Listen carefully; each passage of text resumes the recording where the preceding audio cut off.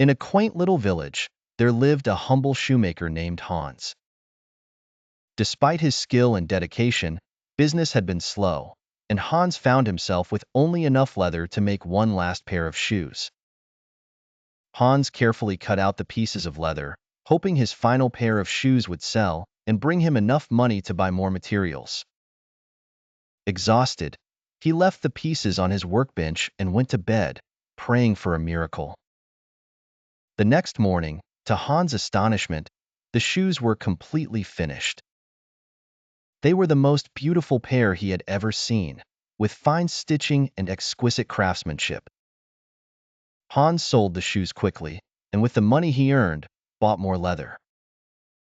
That evening, he cut out the pieces for 2 pairs of shoes and left them on his workbench, curious to see if the magic would happen again.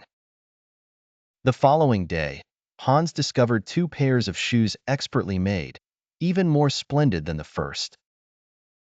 This pattern continued, and soon Hans' shop was thriving as people from near and far came to buy his remarkable shoes.